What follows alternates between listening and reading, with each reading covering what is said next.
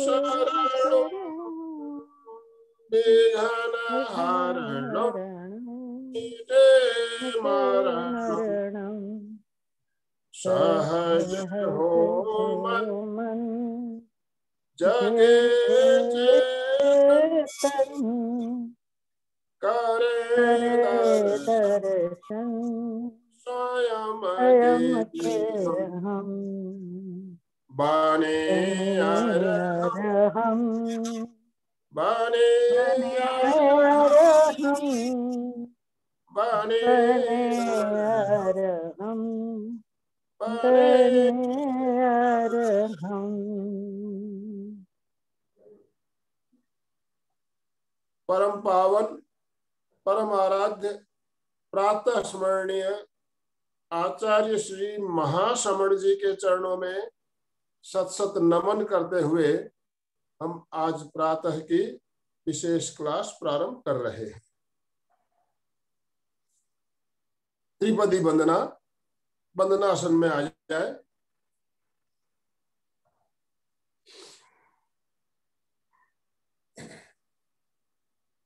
वंदे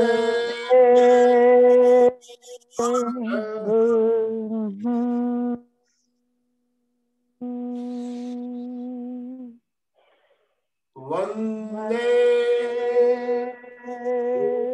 गुरुवरं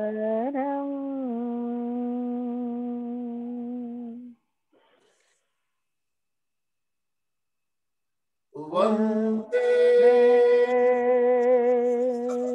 सत्यं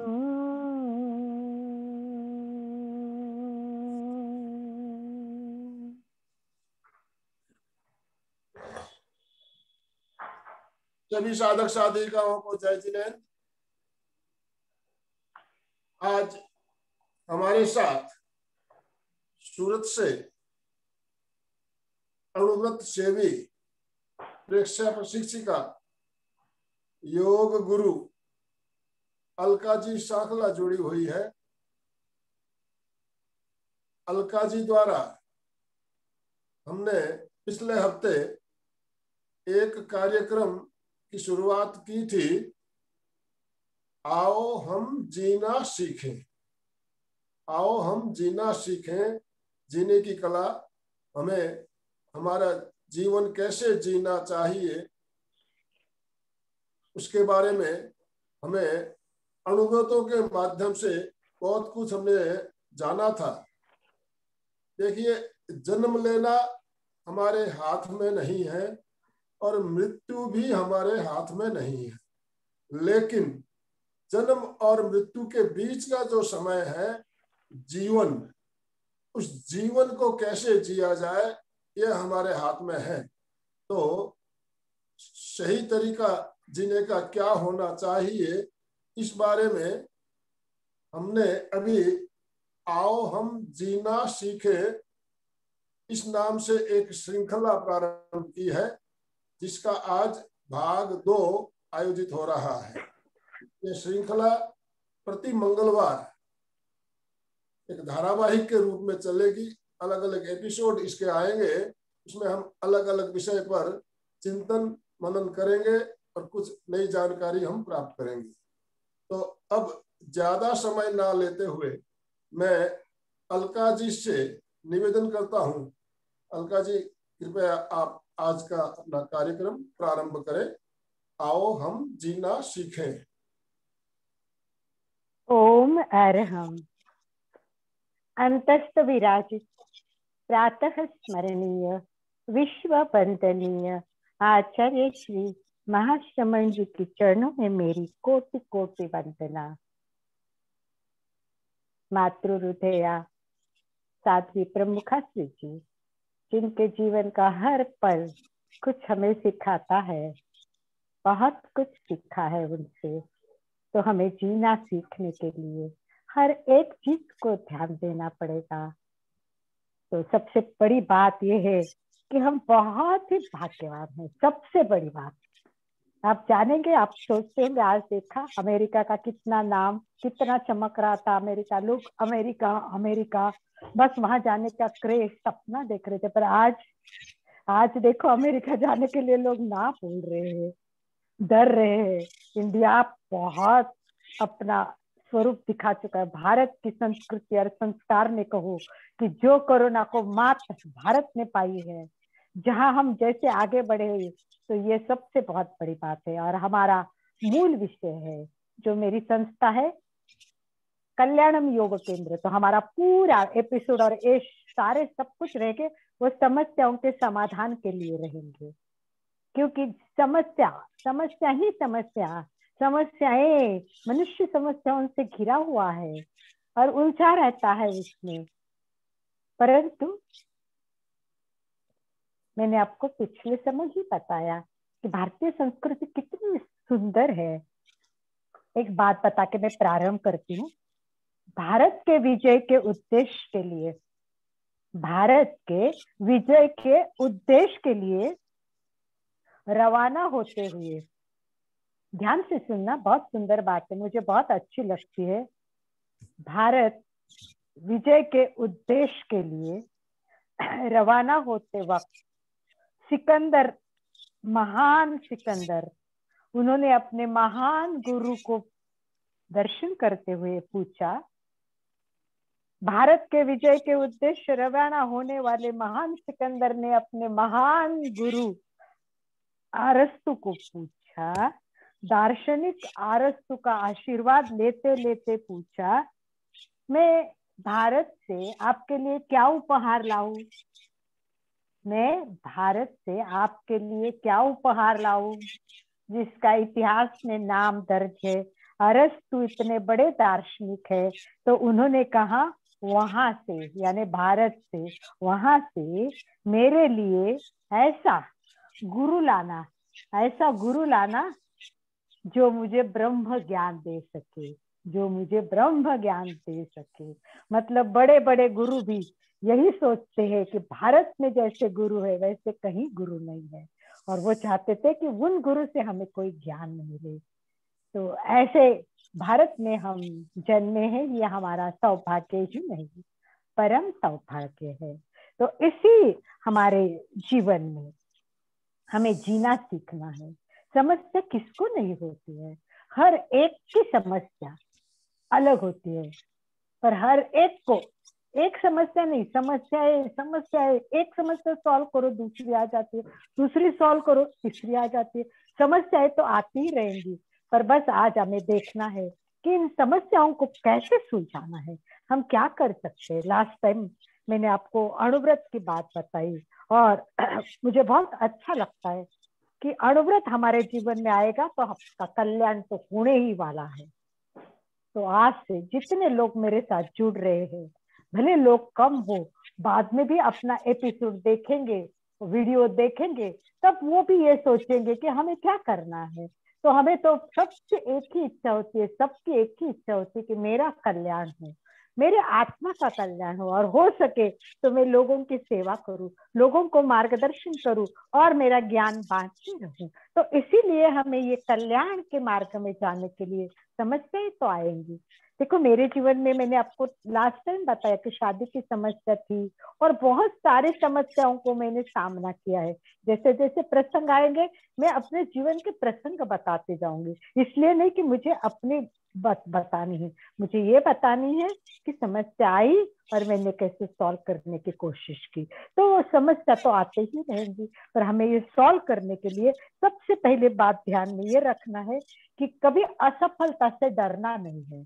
कभी भी असफल हुए तो हमें अपना उत्साह, अभी पेपर में कर पढ़ा, क्या हुआ, एक बेटा डेथ हो गई, बेटे की डेथ हो गई, अचानक डेथ हो गई, 18-19 साल का बच्चा होगा, बस परिवार इतना परेशान हो गया, इतना परेशान हो गया, परिवार के चारों मेंबर ने आत्महत्या कर ली।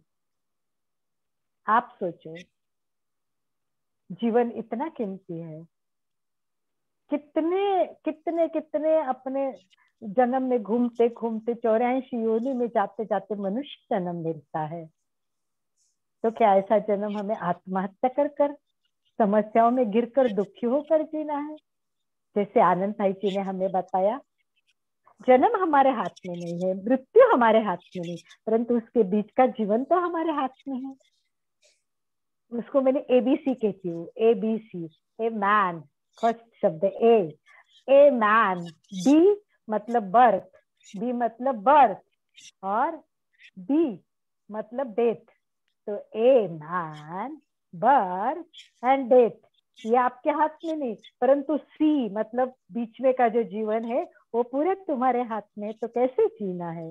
सबसे बड़ी बात यह है कि हारना नहीं, असफलता को कभी भी दुखी नहीं होना है। जितने भाई और बहनें जुड़े हैं, मैं आपको एक प्रश्न पूछने वाली हूँ। मेरा कार्यक्रम रहेगा वो संवादात्मक रहेगा, तो आप एक तो चाट में भी जवाब दे सकते हो, या तो हाथ ऊपर करेंगे तो आपको आनंद भाई जी हाईलाइट करेंगे और जवाब दे सकते हो। तो मैं एक कहानी बताने वाली हूँ। ये कहानी है सफलता असफलता की। मैं ये कहानी बताऊंगी और आपको जवाब देना है कि ये कहानी है किसकी। ये है एक व्यक्ति की कहानी है, जो इसी अपने ही विश्व में जन्मा हुआ व्यक्ति हुआ है। वो कहाँ से है ये मैं अभी नहीं बताऊंगी, और वो व्यक्ति के लिए क्या किया ये जरूर मैं बताऊंगी, और आपको बताना होगा कि ये कौन व्यक्ति है।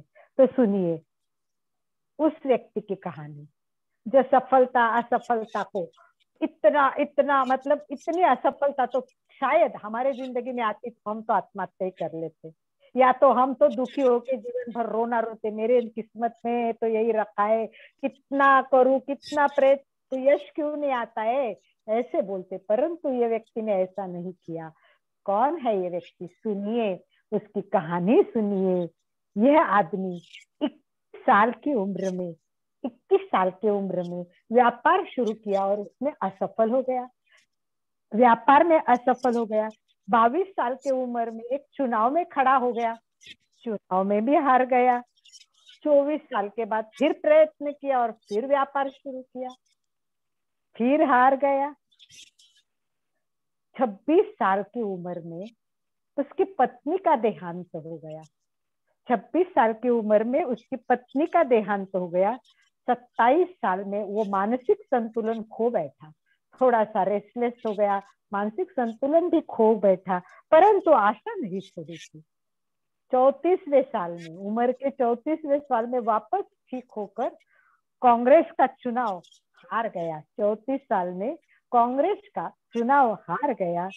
45 साल में फिर खड़ा हुआ सीनेट में, और सीनेट का चुनाव भी हार गया। 47 साल 47 की उम्र में उपराष्ट्रपति के लिए प्रयत्न किया, परंतु प्रयत्न यशस्वी नहीं हुआ। 49 साल 49 साल में फिर खड़ा हो गया, सीनेट में हार गया। ऐसे करते करते देखिए आप कितनी बार 22 साल में चुनाव हारा, फिर उसके बाद में मानसिक संतुलन खोला, फिर 34 साल में वापस कांग्रेस में खड़ा हो गया, 45 साल में सीनेट में खड़ा हो गया, 47 साल में उपराष्ट्रपति के लिए खड़ा होगा, 49 साल में फिर सीनेट में चुनाव में, और हर टाइम हारता गया हारता गया हारता गया। परंतु उसने असफलता पर प्रयत्न नहीं छोड़े, पुरुषार्थ नहीं छोड़ा। उस समय उत्साह से, आशा से, अपेक्षा लेकर खड़ा रहता रहा, और ये आदमी उम्र 52 साल में 52 साल में राष्ट्रपति बना। क्या आप बता सकते हैं ये कौन है, कौन था ये आदमी? जी हाँ, किसी ने रिंपल सुराना ने लिखा है, नाम सही नहीं है आपका, आपने लिखा है वो गलत लिखा है, बाइडन नहीं है, आपने शायद बाइडन का नाम लिखा है, परंतु ये बाइडन नहीं है। और कोई बताइए ये कौन है राष्ट्रपति? ये अब्दुल कलाम लिखा है, सुचेता जी ने। नहीं सुचेता जी, ये अब्दुल कलाम भी इतने बार कभी चुनाव में खड़े भी नहीं हुए, ना उनका मानसिक संतुलन खत्म हुआ था, ना उनकी पत्नी का देहांत हुआ था। तो ध्यान से सुने, बार बार चुनाव में हारा, पत्नी का देहांत, मानसिक संतुलन खोने के बाद 52 साल में ये राष्ट्रपति बना है। बताइए और कोई? नहीं तो मैं तो बताने ही वाली हूँ। मुझे अच्छा लगता है कि आप ध्यान से सुन रहे हैं, जवाब देने की कोशिश कर रहे हैं, मेरा प्रोग्राम तो ऐसा ही रहेगा, हम बातें करते रहेंगे, आपस ही एक दूसरे को पूछते रहेंगे। तो बताइए, कोई भी, पुष्पा जैन, प्रेक्षा जैन, मनोज भैया, मंजू जी छाजेड़, कोई ना कोई आप सोचते रहिए और जवाब देते रहिए। कौन हो सकता है ये आदमी? ठीक है, आप कोशिश तो कर रहे हैं, कोई बात नहीं, जो आप बता रहे हैं वो सही नहीं, मैं आपको इसका जवाब देती हूँ क्योंकि समय कम है और हमें बहुत कुछ सुनना है। तो ये आदमी कौन था, आपको पता है? ये आदमी था अब्राहम लिंकन। अब्राहम लिंकन की कहानी तो बहुत सुंदर है, मैं उनकी कुछ और बातें बताऊंगी। तो देखा, कितना कड़ा परिश्रम जीवन में करना पड़ा, परंतु देखा उन्होंने कभी जीवन में हारे नहीं, कभी भी अपने समस्याओं से दुखी नहीं हुए। मानसिक संतुलन भले खो बैठा सुधा हो जी, पर। हाँ जी, बोलिए। एक बहन ने लिंकन, खाली केवल लिंकन लिखा था, अब्राहम अच्छा लिंकन नहीं लिखा है। हाँ, अच्छा, देखा, उनका जवाब सही था। इनका नाम बताइए उनका। जिन्होंने लिंकन लिखा था वो दोबारा रिम्पल, मैसेज भेजे। हाँ, रिम्पल सुराना जी ने लिखा है। बहुत अच्छा रिम्पल जी, मोस्ट वेलकम, गुड जॉब, ओम अरहम आपके लिए। लिंकन लिखा आपने, बहुत बढ़िया बात है। तो आइए अपने विषय पे आते हैं, समस्या और समाधान। किसी भी समस्या का हल, किसी भी समस्या का हल अगर हमें चाहिए, हमें समाधान चाहिए, तो इसे कहते हैं कि लर्निंग बाय सॉल्विंग प्रॉब्लम। ये समस्या लर्निंग का अधिगम है, लर्निंग बाय सॉल्विंग प्रॉब्लम। तो हमें एक व्यवस्थित विधि समझनी चाहिए। उसके लिए हमें समस्याओं को अच्छी तरह से देखना सीखना होगा। तो सबसे पहले समस्या को देखना सीखे।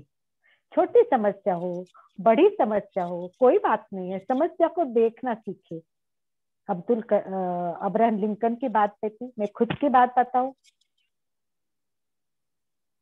सपना देख रही थी, मुझे अपने इंस्टीट्यूट शुरू करनी थी, कितने सालों से, समझ लो ना 25-30 साल यही सपना देख रही थी।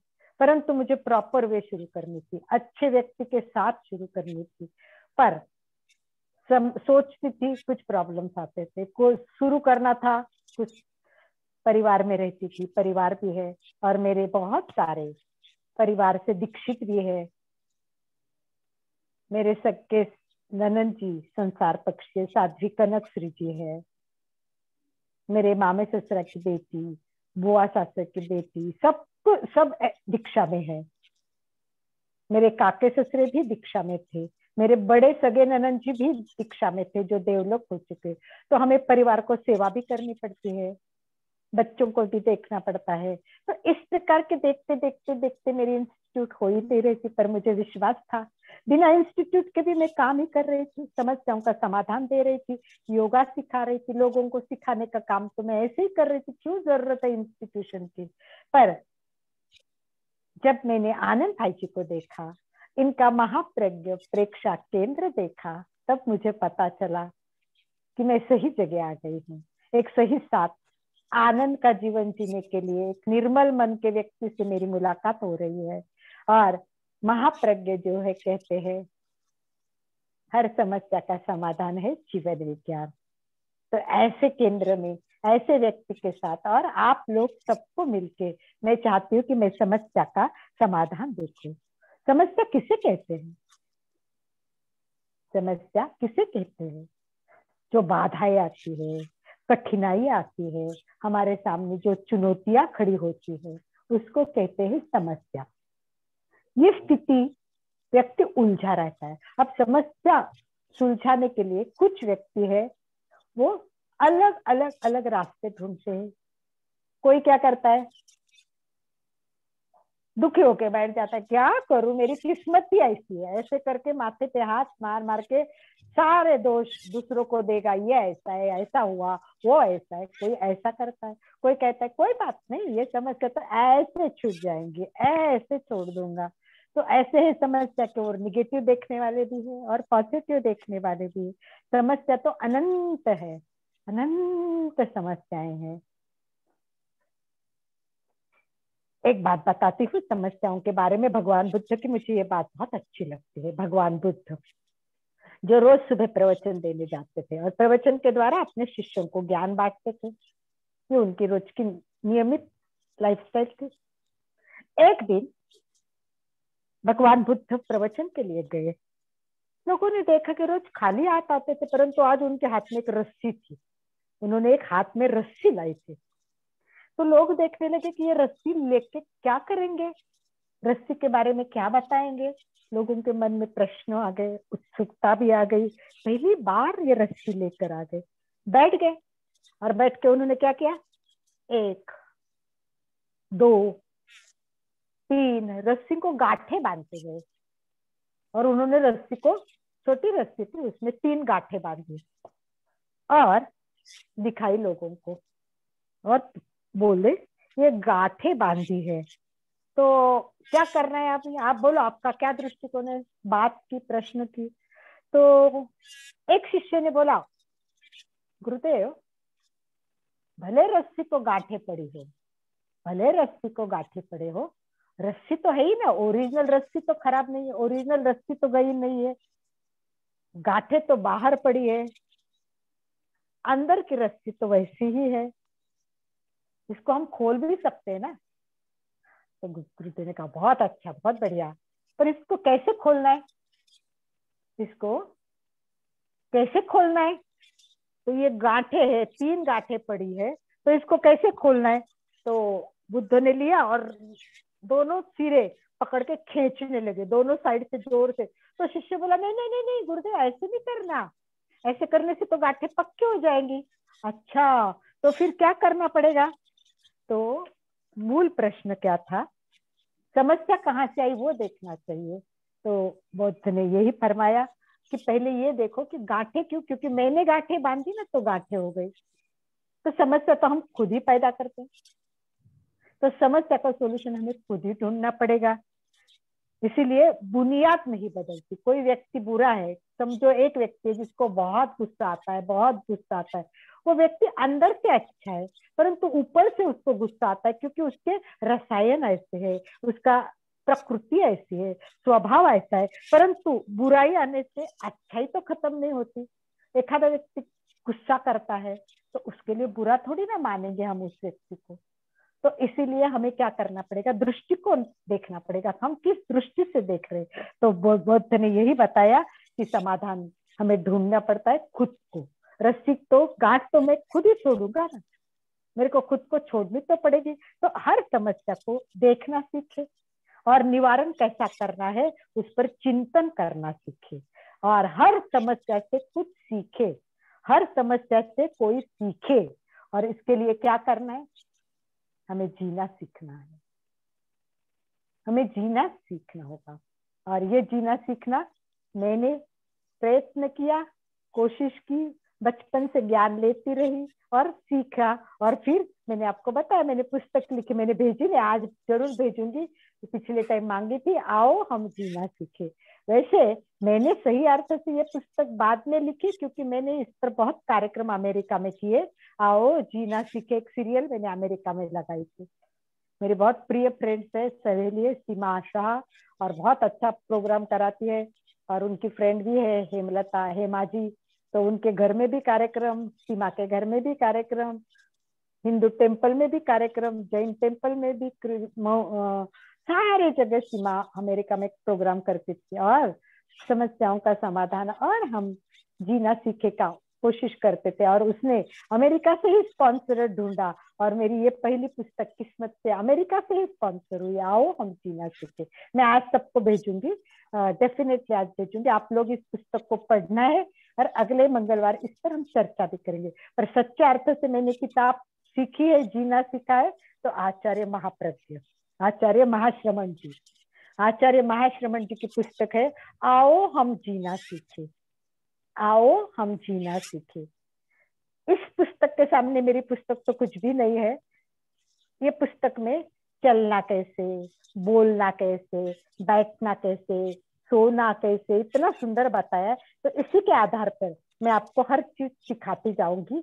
और समस्याओं का समाधान भी बताते जाओ। इसी पुस्तक में जो उन्होंने बात बताई वो मुझे बहुत अच्छी लगी, जो बहुत सुंदर बात उन्होंने बताई, जो हमारे लिए ये जानने की जरूरत है। तो समस्या आई तो क्या करना है, ये शुरू में ही उन्होंने कहा है कि जीवन जीने की एक कला होती है।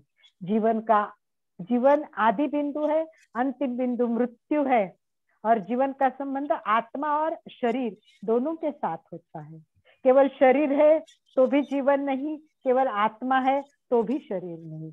आत्मा और जीवन, इनके युति का नाम है हमारा जीवन। तो जन्म धारण करने वाला, संसार में आने वाला व्यक्ति जीता पर है, तो वैसे तो मनुष्य भी जीता है, पशु पक्षी भी जीते हैं, पेड़ पौधे भी जीते हैं। तो उनमें और हम में क्या फर्क है? पशु पक्षी भी जीवन जीते, उनका भी आदि होता है, जन्म होता है, उनका भी अंत होता है। पेड़ भी उगते हैं फिर खत्म हो जाते। तो उनके और हमारे में क्या फर्क है? फर्क यही है कि हम मनुष्य हैं, मनुष्य में विवेक है, बुद्धि है, और वो कलात्मक जीवन जीना सीखता है। तो मेरे पुस्तक में मैंने यही उल्लेख किया है कि मनुष्य प्राणी को हर बात सिखानी पड़ती है। माँ भी चलना सिखाती है, उंगली पकड़ पकड़ के, कितने बार गिरते हैं फिर जाके कहीं चलना सीखते। लिखने के लिए भी हाथ पकड़ पकड़ पकड़ के पेन से लिख आ लिख ए, तब जाके कहीं हम लिखना सीखते हैं। ऐसे तो प्राचीन साहित्य में कहा है कि हमारे पुरुषों के लिए 72 कलाएं हैं और स्त्रियों के लिए 64 कलाओं का उल्लेख आता है। तो ये गुरुदेव फरमाते कितनी भी कलाएं सीखो, 72 कला सीखो, 64 कला सीखो, परंतु जिसने जीना नहीं सीखा उसका जीवन कभी सफल नहीं होगा। तो इसी लिए व्यवहार बोध में आचार्य तुलसी ने कहा है, व्यवहार बोध में आचार्य तुलसी ने कहा है, सभी कलाएं विकलांग, सभी कलाएं विकलाएं, पंडित सभी अपंडित, पंडित सभी अपंडित है, नहीं जानते कैसा जीना, केवल महिमा मंडित है। कितनी सुंदर बात है, कितनी 72 कलाएं भी सीखे, सभी कलाएं विकलांग हैं, सभी कला विकल है। और सभी पंडित, कितना भी पीएचडी करो, कितना भी करो, पद पद बड़े बड़े पोस्ट पाओ, अब पंडित बन के दुनिया में उनका नाम बहुत विद्वान, कितना भी बढ़ो, परंतु जिसको जीना नहीं आता है उसके जीने का कोई लाइफ का घटा। और इसके लिए आचार्य महाश्रमण जी इतने सुंदर और छोटे उदाहरणों से बात सिखाते, वही मैं आपको केवल शेयर करने का काम करूंगी। तो मैं आपको आओ जीना सीखे ये सिखाने के लिए जो मेरी विषय पद्धति होगी, एक तो आचार्य महाश्रमण जी की किताब रहेगी आओ हम जीना सीखे, और गुरुदेव तुलसी का अणुव्रत, आचार्य महाप्रज्ञ जी का जीवन विज्ञान, अणुव्रत, जीवन विज्ञान और प्रेक्षा ध्यान, ये तीनों हमारे त्रिवेणी संगम रहेंगे। मैंने अणुव्रत की बात की, धीरे धीरे हम प्रेक्षा ध्यान की बात करेंगे और फिर जीवन विज्ञान की। तो ये ट्रायंगल रहेगा, त्रिवेणी संगम में हमें जीना है और फिर जीते जीते आचार्य महाश्रमण जी जो बता रहे उसको जानना है। तो आइए एक कहानी के साथ, और आचार्य महाश्रमण ने जो बात बताई वो मैं आगे बताती हूँ। कि राजा को गुस्सा आया, एक राजा था एक राज्य में, राजा को गुस्सा आया, बहुत गुस्सा आया, इतना गुस्सा आया किस पे? अपने मंत्री पे। कोई गलती हुई होगी, मनुष्य है तो गलती तो होती, तो मंत्री के हाथ से कोई गलती हुई। राजा को इतना गुस्सा आया, उसने फरमाया इस मंत्री को फांसी दे दो, फांसी की सजा सुनाई, और फांसी का समय भी तुरंत सुबह 6 बजे निर्धारित कर दिया। राजा गुस्से में था, मंत्री प्रसन्न चित्त, और सुबह 6 बजे उसको फांसी देनी है। कोई क्रिया नहीं, कोई प्रतिक्रिया नहीं, कोई दुख नहीं, अपना काम कर रहा था। अब राजा की मनस्थिति, थोड़ा दुख तो होता है।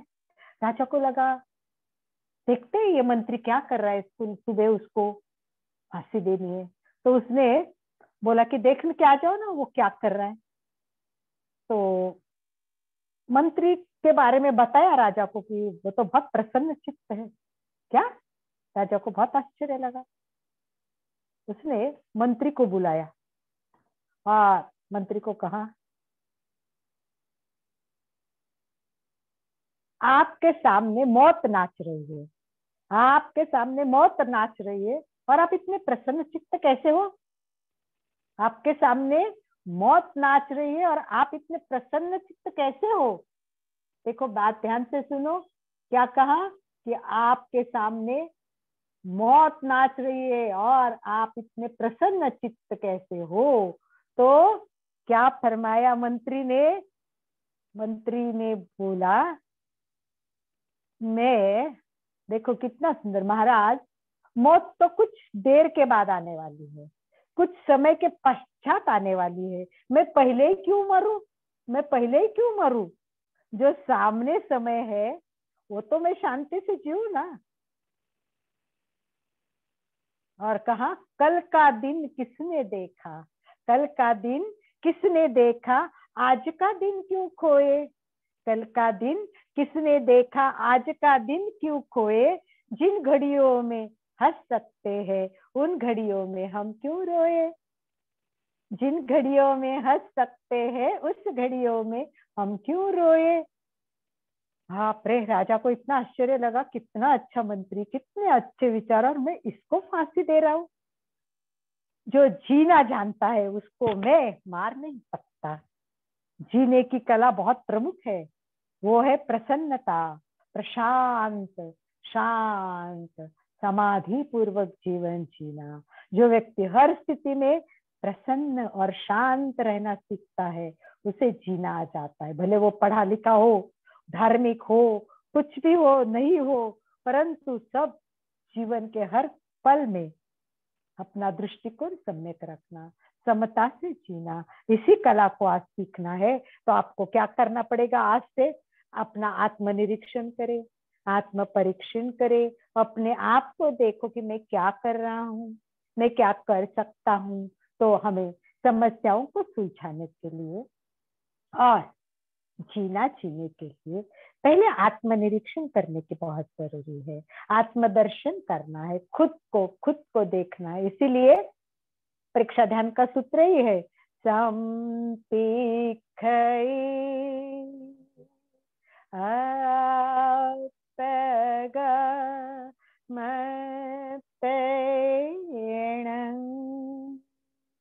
आत्मा के द्वारा आत्मा को देखो, स्वयं स्वयं को देखिए। अपने आप को देखने के लिए हमें ध्यान करना पड़ता है। तो हमें क्या करना है?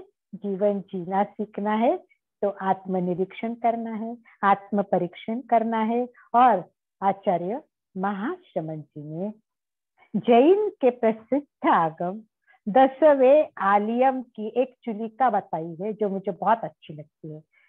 मैं वैसे जीती हूँ और आप भी वैसे जीने का कोशिश कीजिए। वो चुलिका मैं आपको सुनाती हूँ।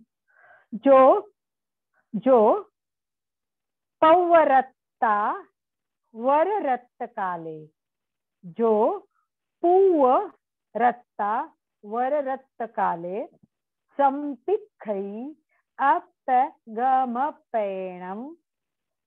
किम मे कडम किम च मे किच्चसेसम किम सक्कणिजम न समायरामी। अर्थात इसका अर्थ ये है कि मध्य रात्रि के नीरव समय, यानी मुझे तो ऐसा लगता है ब्रह्म मुहूर्त पे 4 बजे, 3:30, 4 बजे उठो, मुझे जैसे उस टाइम कोई उठाता है मैं उठती हूँ। तो मध्य रात्रि के निराव वातावरण में खुले दिमाग से सोचे, विचार करें मैंने क्या किया है, क्या करना मेरे लिए शेष है, और ऐसा कौन सा कार्य है कि जो मैं कर सकता हूँ पर कर नहीं रहा हूँ। ऐसा चिंतन करना ही आत्मनिरीक्षण है। यही आत्मदर्शन की प्रक्रिया है जो आदमी के वृत्ति को बदलने के लिए काम आएगी। हम हमेशा क्या करते, परदोष, दूसरों को देखते, वो ऐसा है, वो ऐसी है, देखो ना इतना अच्छा कार्यक्रम रखा है, कोई आया ही नहीं, दूसरों को बोलेंगे अरे वो तो आती है ना ये कार्यक्रम में, यही साड़ी पहन के आती है, इसका तो यही है, बस दोष, दूसरों के दोष देखते हैं। तो मैं हमेशा कहती कि उंगली दुनिया को देखने में घूमती है परंतु आप देखिए 3 उंगलियां खुद की तरफ है, 3 उंगलियां, देखो आप मेरा हाथ देखे, हम बार बार दूसरों को दोष देते, परदोष, वो ऐसा है वो ऐसी, ये उंगली घूमती रहती है हमारी, परंतु 3 उंगलियां हमारी तरफ है कि भाई आत्मदर्शन कर, खुद के दोष देख, और अंगूठा ऊपर होता है। अरे अंगूठा ऊपर होते हुए क्या कहता है, भगवान कहता है मैं सब कुछ देख रहा हूँ, तू क्या कर रहा है।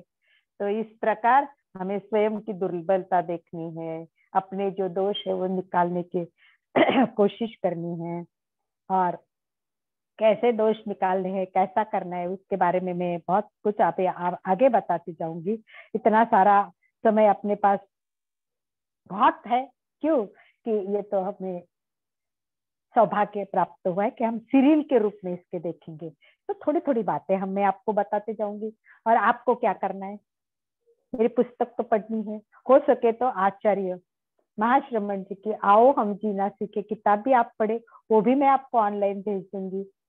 और ये किताब केवल पढ़ने के लिए नहीं, हमारे परम सौभाग्य से समनी जी ने उसको पूरा ऑडियो किया, रीड भी किए, तो आप कभी कभी केवल कान में लगाइए और सुनते जाइए, बहुत सारा ज्ञान मिलेगा।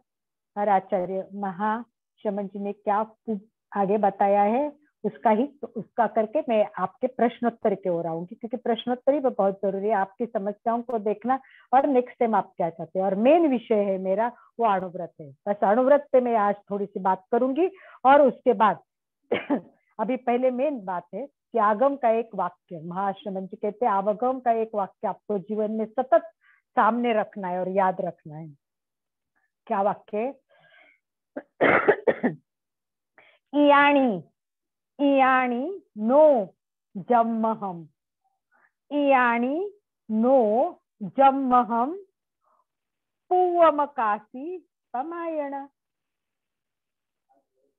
पूवमकासी पमायणम, अर्थात प्रमादवश मैंने जो किया है वह पुनः नहीं करूंगा।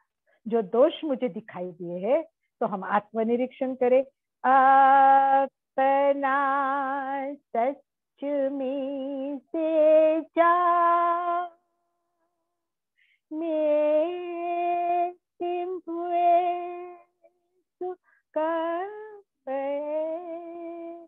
स्वयं का सत्य स्वयं खोजे, दूसरा नहीं जानता, एक आत्मा जानती है और परमात्मा जानती है, दिखता है वो सब अलग होता है, ये मुखवटे होते हैं।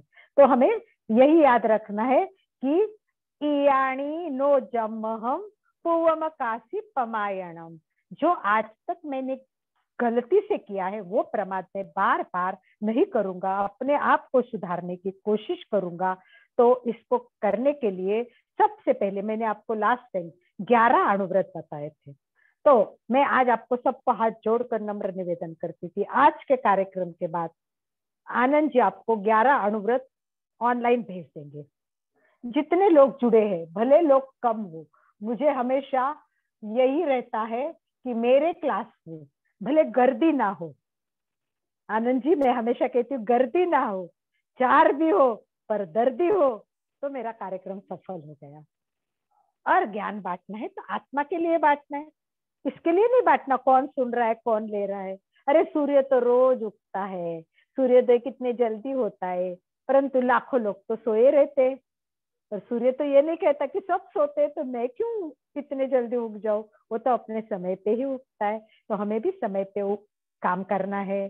तो कल नेक्स्ट टाइम हम देखेंगे मेन विषय, नेक्स्ट टाइम का अपना मैं आज ही बता देती हूँ, गुस्सा, सबको गुस्सा आता है, तो हमारा नेक्स्ट रहेगा कि गुस्सा क्यों आता है, गुस्से के कंट्रोल कैसे करेंगे। तो समस्या रहेंगी गुस्सा, आपके भी कुछ प्रश्न हो तो आप भेजते जाइए और उसका समाधान देने का मैं कोशिश करूंगी। तो मेन विषय नेक्स्ट टाइम का मैंने आपको डिक्लेयर कर दिया है कि गुस्सा क्यों आता है, कैसा आता है, उसको कम कैसे करना। परंतु मेन पिछला जो लेक्चर हुआ वसंत पंचमी के दिन, क्या आपने शुभ संकल्प किए हैं, क्या आप अणुव्रत में जुड़ने के लिए तैयार हो?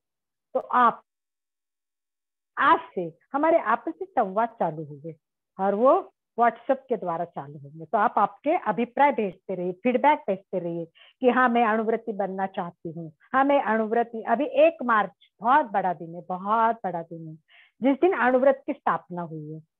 तो आइए मैं और आनंद भाई को बोलती हूँ कि हम संकल्प करें कि आज से 1 तारीख तक क्यों ना हम 100 अणुव्रति बनाए।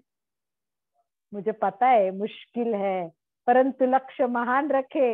एक एक व्यक्ति को आप मैसेज भेजे, मैं आपको अच्छा मैसेज भेज के बता दूंगी कि हमें अणुव्रति बनना है, और मैं आपके अणुव्रत भेजूंगी और नीचे एक संकल्प पत्र भेजूंगी कि मैं अणुव्रत का स्वीकार करती हूँ, मैं अणुव्रत का स्वीकार करता हूँ। तो कितना अच्छा होगा कि हमारे महाप्रज्ञ परीक्षा केंद्र और कल्याणम के द्वारा हमारा कल्याण होगा गुरुदेव के रास्ते पे चलने से।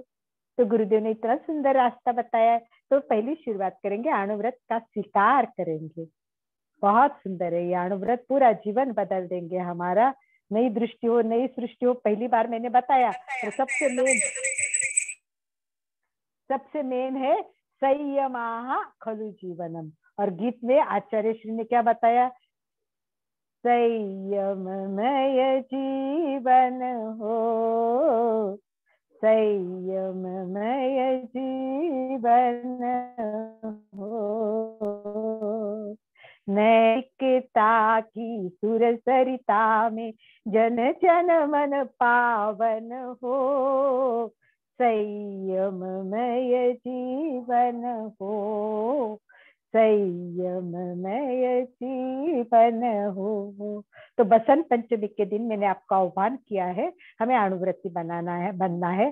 11 संकल्प करवाए। अगर आपने संकल्प सुने हैं तो आप जुड़े इससे, और सारे अणुव्रति बनाने को, और खुद अणुव्रति बनना है, परिवार को बनाना है, पड़ोसियों को बनाना है, अपार्टमेंट में सबको बनाना है, और जिनको जानते हैं ग्रुप में ऐसे वैसे मैसेज फॉरवर्ड करने के बदले 1 तारीख तक नियमित अणुव्रत का मैसेज हम फॉरवर्ड करते रहेंगे।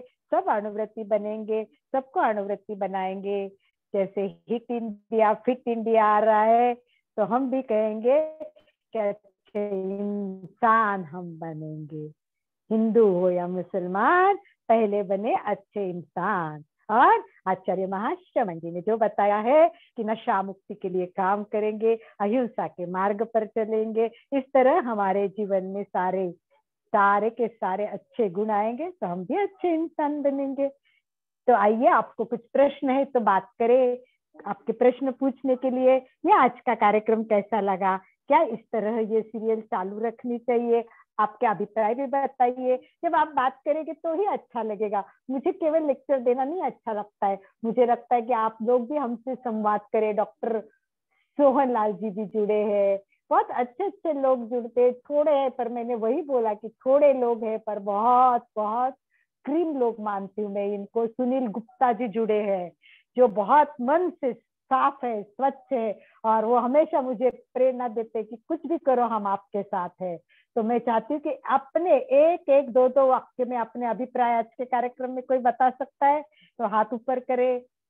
नाइस प्रोग्राम दीदी, केवल नाइस नहीं, सुनील भैया कुछ बोले आप आगे, एक वाक्य बोलिए और मेरी संस्था के लिए और आनंद जी के काम के लिए शुभकामनाएं करें। सुनील जी गुप्ता, आइए, आपका फोटो दिखाइए और आप वीडियो ऑन कर दीजिए। थोड़ी देर के लिए हम सब वीडियो ऑन करेंगे। बहुत अच्छी लग रही है, सब स्माइल कर रहे हैं। गांधी जी तो एकदम मस्त रहते हैं, गांधी मुझे बहुत अच्छे लगते हैं। दोनों भी हस्बैंड वाइफ प्रसन्नता से आते हैं और इतने अच्छे जुड़ते हैं। तो सुनील गुप्ता जी ऑन हो गए हैं, वो बात करेंगे। उसके बाद चाहे तो रिंपल सुराना जी भी बात कर सकती है। बोलिए सुनील जी, आपका फोन अनम्यूट करो, अपने आप को अनम्यूट करें, अनम्यूट करें। सुनील जी, आप जब तक अनम्यूट नहीं करेंगे आवाज नहीं आएगी। आनंद जी, सबको अनम्यूट कर दीजिए एक बार 2 मिनट के लिए, फिर हम डॉक्टर सोहनलाल अग्रवाला अपने आप को अनम्यूट करें, और उसके बाद सुनील जी गुप्ता को, हाँ उसके बाद सुनील जी गुप्ता को भी अनम्यूट करें। बात करें सुनील जी। हाँ भी हो रहा है जी। हाँ अलका जी, बहुत अच्छा प्रोग्राम आप तो करते हैं, बाय हार्ट करते हैं, और हम लोग बहुत लाभान्वित रहेंगे आपके द्वारा। और जो है ना, आपका जो ध्येय है सब लोगों को भला करना है, वो संपूर्ण रूप से संपूर्ण बढ़िया से हो जाएगा अलका जी। हम लोग आपके साथ में ही खड़े हैं। आप तो ऑर्डर करें, हम लोग सब आपके साथ में ही खड़े हैं अलका जी। बहुत धन्यवाद। आनंद जी को भी धन्यवाद दीजिए जिन्होंने इतना सब कुछ कर रहे हैं। सबसे आनंद बड़ी बात आनंद जी की है। जी, उनसे भी इंट्रोड्यूस कराइए फिजिकली अलका जी, मिलेंगे जब। हाँ, सुनील आनंद जी जी, फिजिकली नहीं मिलते, ये नागपुर में रहते, कोई फिजिकली नहीं मिलेगा। हम सब ऑनलाइन द बेस्ट प्रोग्राम करेंगे, मिलते रहेंगे। तो आनंद जी नागपुर से है और 8-9 साल से ये केंद्र नॉन स्टॉप चला रहे हैं सुनील जी आप और कहाँ लोगों से को। हो? सूरत से है ये। सूरत से ही है जी सर। बहुत और ये अच्छा लगा बहुत आपसे संवाद करके। डॉक्टर सोहनलाल हाँ अग्रवाल सर, हमें भी बहुत अपने आप को अच्छा, बहुत अच्छा। हाँ जी, अनम्यूट बहुत करें। अच्छा लगा हमको भी सर आप लोगों से। अनम्यूट है ना सर ये? डॉक्टर साहब बोलिए, है क्या डॉक्टर साहब अभी? अच्छा, डॉक्टर कोई बात सोहनलाल नहीं। अग्रवाल अनम्यूट कर सकते हो अपने आप को। तब तक दूसरा कोई जागृति सुचिता जी भंसाली, बोलना चाहे। जागृति जी वीडियो ऑन करें अपने।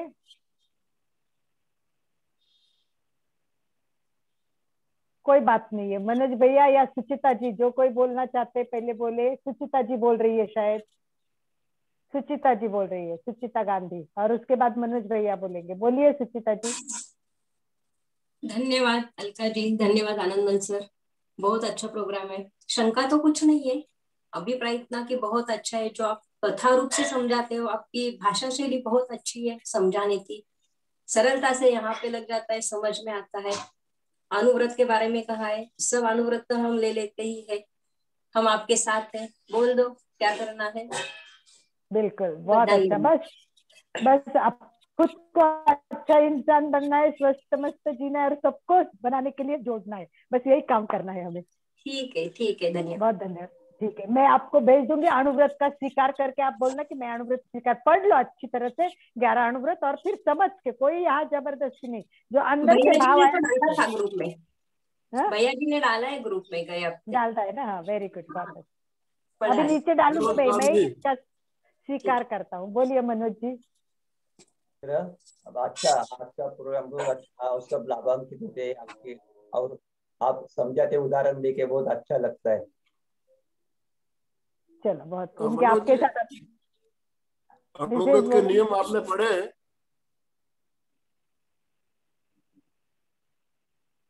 एक बार फिर वापस आज मैं अनुव्रत संकल्प के साथ भेज देती हूँ कि मैं संकल्प करता हूँ कि मैं अनुव्रत स्वीकार करता हूँ। ठीक है, बोलिए आनंद भाई जी, बोलिए आप भी। आनंद भाई जी और हम मिलके अनुव्रत का प्रचार प्रसार करके, ये अनुव्रत आज समय की मांग है, समझ लो, बहुत जरूरत है सबको। तो हम इसको इसके साथ में जुड़ के एक छोटी सी बात बता के मैं एंड करना चाहूंगी। आनंद जी, मैं एक छोटी सी बात बताती हूँ और फिर आनंद जी बात करेंगे। देखो ध्यान से सुने। एक दिन क्या हुआ कि एक चाबी खो गई, चाबी खो गई और ताला खुल नहीं रहा। परेशान हो गया, इतनी सारी चाबियां थी, लगा के देखा तो कोई चाबी नहीं लग रही। फिर उसको काम तो बहुत था, तो उसने क्या किया, हथौड़ा लिया, जोर जोर से मारा ताले पे और ताला तोड़ दिया। अब क्या हुआ, टूटा हुआ ताला, बहुत सारी चाबियां और हथौड़ा सारे नीचे पड़े थे। तो हथौड़े ने चाबी से पूछा, हथौड़े ने चाबी से बात की, बोले दीदी एक बात करनी है। बोली चाबी, बोली बोलो भैया क्या काम है। तो बोले एक बात पूछनी, तू और मैं एक ही जात के यानी लोखंड के ही बने हुए हैं, तू इतनी सी छोटी सी है, तू कैसे ताले के अंदर जाती है और 1 मिनट में ताला खुलता है। अभी देखो ना, मैंने कितने वार मारे, कितने हथौड़े मारे, तब जाके कहीं ताला टूटा, ऐसा क्यों। तो देखो चाबी ने जो जवाब दिया बहुत सुंदर था। चाबी ने कहा तुम ताकतवर तो हो, पर तुम ऊपर ऊपर से छतड़े मार रहे हो, हथौड़े मार रहे, मैं तो उसके दिल में जाती हूँ ताले के, और अंदर जगह में के खोलती हूँ धीरे से। तो दिल में जगह लेना बहुत जरूरी होती है। तो मैं जो भी बात बताऊंगी आप अपने दिल में ले ले, तो फिर आपका जीवन बदलेगा। हथौड़े की तरह अगर, आहा लेक्चर बहुत अच्छा था, बहुत सुंदर बताते हैं अलका जी, बहुत अच्छा बोलती है। फिर कल पूछा क्या बताया, अरे वो तो याद नहीं आ रहा है क्या बताया, और बहुत अच्छा बोलती है। तो ऐसा तो नहीं चलेगा। हर चीज जीवन में उतारने के लिए, अंदर जाने के लिए एक काम करेंगे। आप लोग जितने जुड़े, मुझे थोड़े लोग चाहिए, परंतु आप सब एक नई डायरी करेंगे।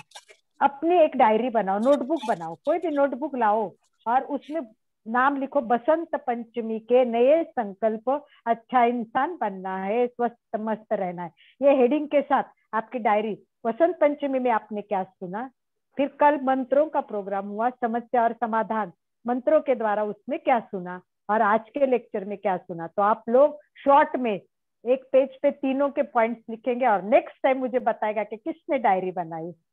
तो हम जो काम करेंगे आनंद भैया रिजल्ट ओरिएंटेड करेंगे। 1 साल के बाद मिलेंगे तो हर एक अपनी डायरी लेके आएगा और हम डायरी में देखेंगे इन्होंने क्या क्या पाया है, तो हमें पता चलेगा कि कोई रिजल्ट ओरिएंटेड काम करना है। तो मैं चाहती हूँ कि इस बार अणुव्रत बहुत सुंदर है और प्रेक्षा और जीवन विज्ञान सबसे आनंद भैया जुड़े हैं। और अनंत नाम ही आनंद ऐसा है कि अनंत आनंद अंतर है, उसको हमें बाहर लाना है, अनंत चैतन्य का विकास करना है और अनंत शक्ति को बाहर लाना है। तो मैं निवेदन करूंगी कि आनंद भाई जी हमें इस पर थोड़ा प्रकाश डाले तो बहुत अच्छा रहेगा। बहुत ही सुंदर तरीके से अलका जी आपने हमें एक एक बात जो आप बता रही थी मेरे ख्याल से हमारे बिल्कुल दिल तक उतर रही थी। और हमने कुछ ही दिनों पूर्व एक कार्यक्रम लिया था, असली आजादी अपनाओ। आचार्य तुलसी ने, जब हमारा देश आजाद हुआ तो आचार्य तुलसी ने कहा हम आजादी तो हमें मिली है, क्या ये हमारी असली आजादी है। तो इसके ऊपर भी हमने एक बहुत सुंदर कार्यक्रम लिया था, आपको याद होगा, असली आजादी अपनाओ। तो हमें असली आजादी क्या उसमें है समझना है। एक मिनट आनंद भाई, उसमें एक वाक्य था, मिली तुम्हें जो आजादी आगे कदम बढ़ाना है, असली आजादी अपनाओ। फिर वो अपन जानेंगे नेक्स्ट टाइम असली आजादी गुरुदेव तुलसी ने किसको कहा है। ठीक है, बोलिए आनंद। तो आपने जो अगले मंगलवार का जो विषय रखा है, क्रोध को कैसे, गुस्से को कैसे काबू में करना, तो बहुत ही सुंदर टॉपिक आपने चुना है। और निश्चित रूप से अगर हम गुस्से पर काबू करना सीख गए तो सारी समस्याओं का समाधान हमें मिल जाएगा। सारी समस्याओं का जड़ क्रोध, गुस्सा। और प्रेक्षा ध्यान हमें क्या सिखाता है, क्रोध विजय। गुस्से पे कैसे काबू पाए, तो देखिए अणुव्रत, जीवन विज्ञान, प्रेक्षा ध्यान, तीनों जो हमें आयाम हमारे गुरुदेव ने दिए, इतने सुंदर आयाम जिनके द्वारा हम सही जीवन जीने की कला हम सीख सकते हैं। तो ये आपने जो श्रृंखलाबद्ध तरीके से कार्यक्रम प्रारंभ कर रहे हैं हर मंगलवार, तो इससे हम लोग काफी भाग्यशाली है कि आपसे संपर्क हुआ। और इस तरीके का कार्यक्रम हम प्रति सप्ताह ले रहे हैं, इससे हमारे दर्शक भी लाभान्वित हो गए। और जो भी इस वीडियो को देखेगा निश्चित रूप से उसके जीवन में कुछ ना कुछ परिवर्तन जरूर आएगा।